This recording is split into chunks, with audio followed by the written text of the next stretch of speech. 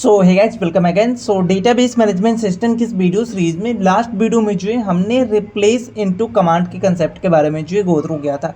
I assume कि हमने previous video में जो कंसेप्ट देखा है रिगार्डिंग टू रिप्लेस इनटू वो चीज़ें जो है क्लियर होगा। नाउ अब हम इनसे आगे बढ़ेंगे और आज की इस वीडियो में हम बात करने वाले अपडेट वर्सेस रिप्लेस इनटू के कंसेप्ट के बारे में। सो बेसिकली हमारा जो रिप्लेस इनटू कमांड है और जो हमारा अपडेट कमांड है इस दोनों के बीच में जो है क्या क्या मेन डिफरेंसेस हैं उनके बारे में जो बात करते हैं, राइट। सो वीडियो को लास्ट तक देखना और चैनल पे पहली बार आए तो चैनल को सब्सक्राइब करके जो बेल आइकन को जरूर प्रेस करना। सो देखो, जो हमारा अपडेट कमांड है और जो हमारा रिप्लेस कमांड है, अगर इस दोनों का अगर आप हाई लेवल चेक करोगे तो आपको लगेगा कि दोनों जी सेम चीज़ें कर रहा है, मतलब दोनों जी सेम काम करते हैं कि डेटा को जो अपडेट करने का काम करता है, बट ऐसा नहीं है। सो हम डिफरेंट काम के लिए डिफरेंट दो कमांड को जो यूज करने वाले हैं। सो हम क्लियर कर लेते हैं कि कौन से टाइम पे जो हमें अपडेट कमांड को यूज करना चाहिए और कौन से ऐसे टास्क है जहाँ पे जो हम रिप्लेस इनटू कमांड को जो यूज करने वाले हैं। सो इस पॉइंट ऑफ व्यू से जो यहाँ पे टोटल मैंने 5 डिफरेंसेस बताए हैं जिसको जो है आप step by step go through कर सकते हो। सो सबसे पहला जो हमारा डिफरेंसेस है, सो लेफ्ट साइड में हमने फीचर्स रखा है, देन अपडेट और रिप्लेस इनटू। तो इसके बेसिस पे जो है मतलब फीचर्स के बेसिस पे हम अपडेट और रिप्लेस को जो है कंपेयर करने का कोशिश करेंगे, राइट।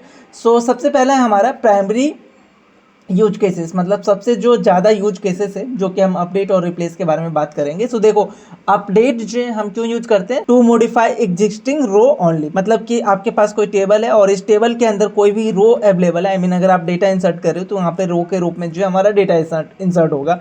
सो अगर आपके पास कोई रो है और उस रो के डेटा को जो है अगर आप अपडेट करना चाहते हो तो इसके लिए जो है आप अपडेट कीवर्ड को जो है या अपडेट कमांड को जो यूज करते हो। तो यहाँ पे सबसे इंपॉर्टेंट पॉइंट क्या है कि अपडेट कीवर्ड को जो है आप सिर्फ और सिर्फ तभी यूज कर पाओगे जब आपके पास कोई डेटा ऑलरेडी आपके टेबल के अंदर जो है अवेलेबल हो।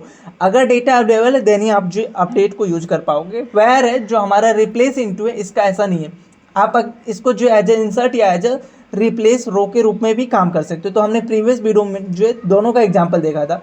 अगर मैं बात करूं कोई एक ऐसा फील्ड जो एज अ प्राइमरी की काम करे किसी भी टेबल के अंदर और वो आईडी अगर नहीं मैच करता है, लाइक हमने प्रीवियस वीडियो में देखा था कि यूजर आईडी अगर मैच नहीं कर रहा है तो वो उस डेटा को जो है as a new row insert करने वाले आपके टेबल के अंदर। वेयर एज अगर वो आईडी प्रेजेंट है तो वहाँ पे क्या करेगा, उस डेटा को जो है रिप्लेस कर देगा।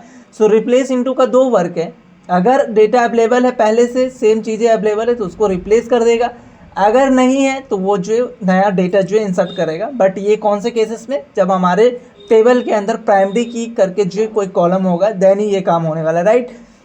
सो ये हो गया हमारा सबसे पहला और मेन डिफरेंसेस कि हम जो है मॉडिफाई कर सकते हैं यूजिंग अपडेट कीवर्ड। इसके लिए हमारे पास डेटा अवेलेबल होना चाहिए, बट रिप्लेस इनटू के अंदर ऐसा नहीं है, आप डेटा को इंसर्ट कर सकते हो, रिप्लेस कर सकते हो। अगर डेटा मिल गया तो वो रिप्लेस करेगा, नहीं मिला तो एक नया डेटा जो है आपकी टेबल के अंदर इंसर्ट कर देगा।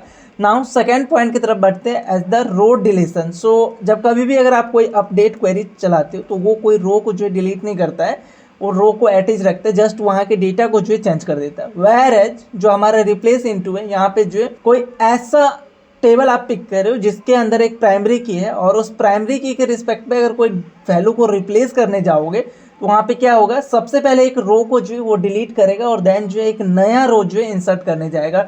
हमने प्रीवियस वीडियो में देखा था, अगर आपको याद हो तो हमें जो एक टाइम पे 2 रोज इफेक्टेड का जो है मैसेज मिला था। इसका मतलब है कि सबसे पहले वो डेटा को जो है आपके टेबल से डिलीट करेगा और देन जो आपने नया डेटा डाला है उसको जो इंसर्ट करेगा। तो हमारा जो डिलीशन है वो रिप्लेस इनटू के अंदर जो होता है, लेकिन कब होगा, जब कन्फ्लिक्ट इन द सेंस कि ID इक्वल टू 7 करके यूजर ID ऑलरेडी अवेलेबल है आपकी डेटाबेस के अंदर और वहाँ पे अगर आप एक नया मॉडिफाई करने जाओगे या रिप्लेस करने जाओगे तो वहाँ पे जो है पहले पुराने वाले डेटा को रिकॉर्ड करे डिलीट करेगा और न्यू डेटा को जो है एज ए इंसर्ट यहाँ पे यूज करने वाला है। तो ये हमारा हो गया second differences related to the row deletion, right. Third one की तरफ बढ़ते हैं, insertion behaviour. So insertion behaviour का मतलब कि इंसर्ट का क्या तरीका है। सो अपडेट क्वेरी अगर आप यूज करते हो तो अपडेट के थ्रू जो एक नया रो आप इंसर्ट नहीं कर पाओगे किसी भी टेबल के अंदर, बट रिप्लेस के अंदर जो ऑलरेडी हमने देखा है कि अगर टेबल प्रेजेंट नहीं है, सॉरी अगर वो आईडी प्रेजेंट नहीं है तो उसको एज अ न्यू रो आपके डेटा के अंदर जो इंसर्ट कर देगा, आपके टेबल के अंदर जो इंसर्ट कर देगा। सो यहाँ पे वही है, insert a new row if no conflict exist. So conflict का मतलब हो गया कि वो आईडी नहीं मिलता है तो वहाँ पे एक नया रो जो है इंसर्ट कर देगा।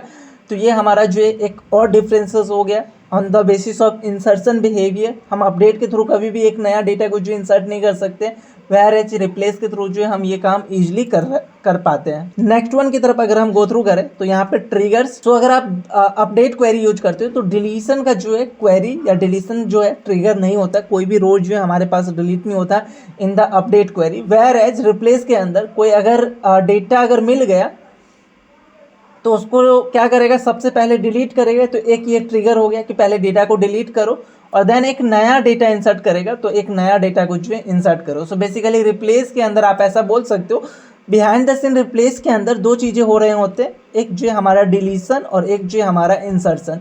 डिलीशन कौन से केसेस पे होगा, अगर डेटा पहले से अवेलेबल है, कोई एक ऐसा टेबल जहाँ पे कोई प्राइमरी की यूज कर रहे हो किसी भी कॉलम को, तो वहाँ पे अगर डेटा अवेलेबल मिल गया उसको तो वो पहले डिलीट करेगा और देन जो इंसर्ट करेगा। और अगर आप टेबल के अंदर प्राइमरी की यूज नहीं करते हो तो ऑलवेज एंड ऑलवेज वो एज ए इंसर्शन ही काम करता है। तो ये दो ट्रिगर जो है बाय डिफॉल्ट होता है। तो ऐसा बोल सकते हैं कि रिप्लेस के अंदर जो है हम दो चीज़ें यूज करते हैं, वन इज द डिलीशन और another one is the insertion. तो ये था हमारा fourth different related to update and replace into. Last and fifth difference जो है हमारा परफॉर्मेंस बेसिस पे।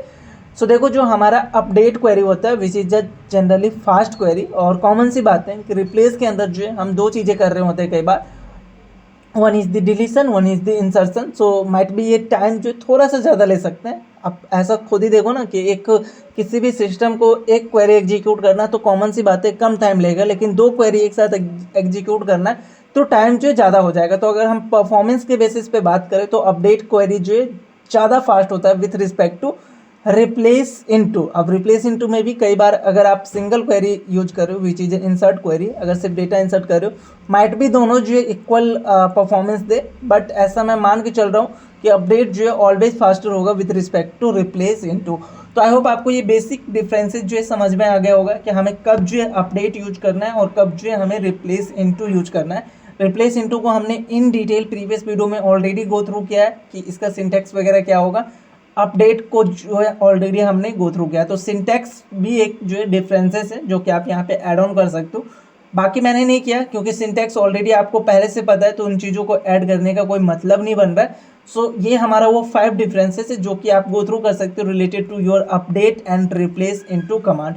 सो मैं मिलता हूँ नेक्स्ट वीडियो में जहाँ पे जो है हम इनसे आगे के कंसेप्ट के बारे में गो थ्रू करेंगे। अभी तक जो भी टर्म्स हमने गो थ्रू किया है अगैन एंड अगैन मैं रिपीट करता हूँ कि उन सारे पार्ट को जो अपनी साइड से प्रैक्टिस जरूर करते रहिएगा। सो मैं मिलता हूँ नेक्स्ट वीडियो में, तब तक के लिए इतना है।